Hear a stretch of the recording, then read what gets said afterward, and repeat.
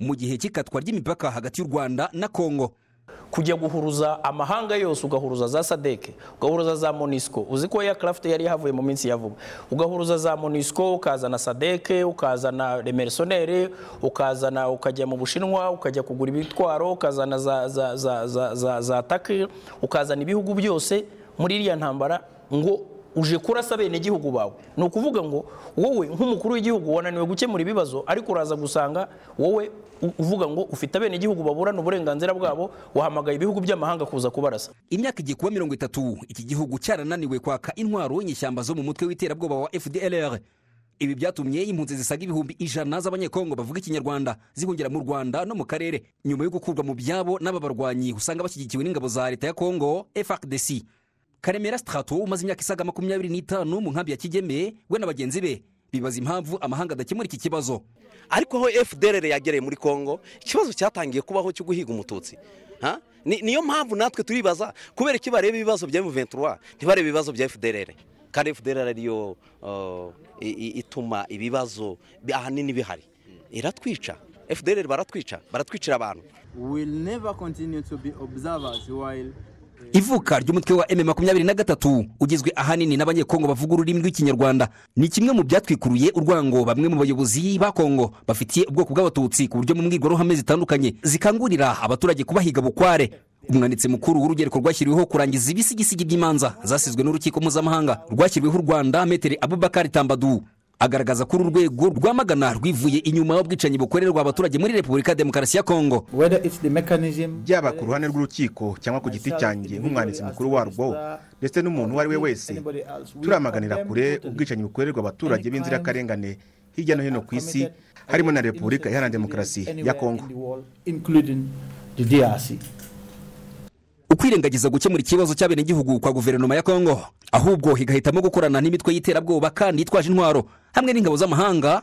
Kuri Maître Aloys Mutabingwa, inzobere mu mategeko, avuga ko ubu ari ubufatanyacyaha ku byaha by'intambara n'ibyibasira inyoko muntu bikorwa n'ingabo z'amahanga n'imitwe itandukanye yitwaje intwaro ikorera muri iki gihugu. Igihe hari icyaha gikorwa kabone niyo yaba ari leta y'igihugu cyangwa amahanga nk'uko bivugaga, akaza guhuza n'ababikora,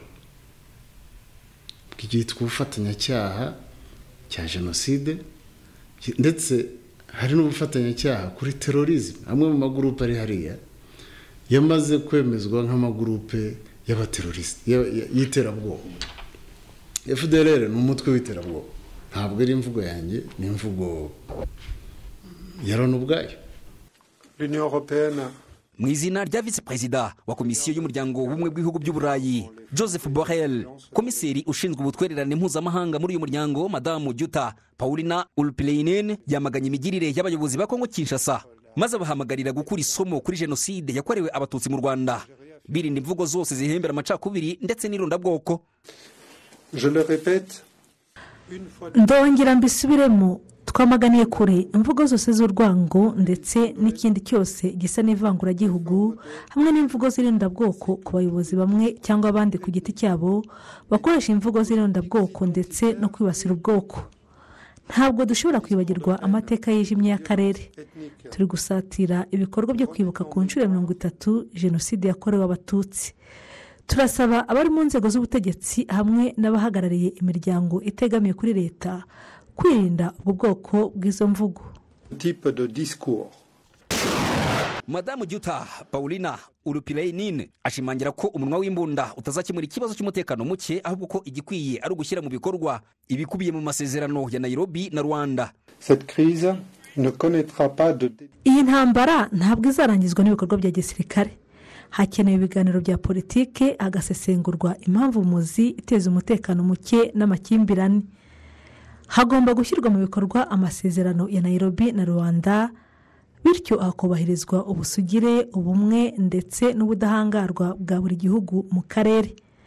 Umuryango w'ibihugu by'Ubumwe bw'Uburayi ushyigikiye ko amasezerano ya Rwanda na Nairobi yakubahirizwa nta kabuza. processus soit relancé sans délai. Amasezerano yagiye ashyirwaho umukono bigizwemo uruhare n'abayobozi b'ibihugu byo mu karere bagamije gushakira umuti urambye ikibazo cy'umutwe wa M23 uvuga kurwanira uburenganzira bw'abanyekongo bavuga ikinyarwanda yagiye yirengagizwa na guverinoma ya Kinshasa. iri tangazo ry'umuryango w'ubumwe bw'ibihugu by'uburayi rikaba risaba ibihugu guhagarika ubufasha ubwo ari bwo bwose biha imwe mu mitwe irwana ku ruhande rwa guverinoma ya Congo. Calixte Kaberuka mu mujyi wa Kigali.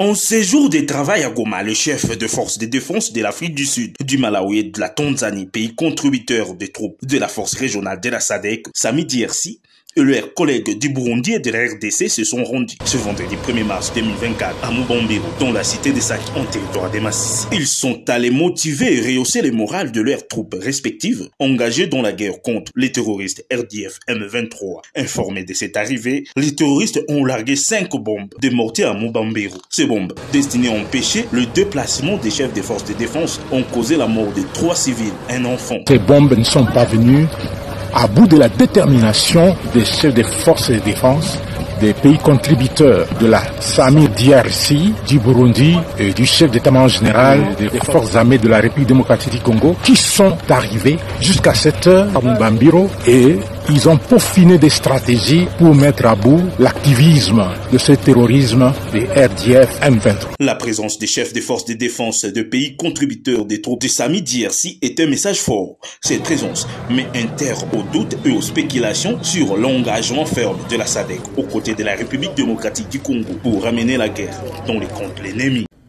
Les chefs des forces de défense des pays contributeurs des troupes de SAMI DRC, du Burundi et de la RDC se sont réunis du 1er au 2 mars 2024 à Goma. Au cours de cette rencontre, il a été question d'évaluer l'évolution des opérations sur le terrain et de peaufiner des stratégies pour les renforcer, pour palper du doigt les réalités de terrain et faire l'état des lieux de la situation.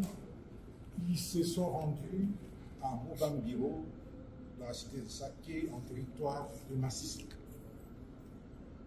Leur présence à Goma est un signal fort qui annonce l'engagement et la détermination de la SADC et du Burundi aux côtés de la RDC pour le retour de la paix dans sa partie orientale.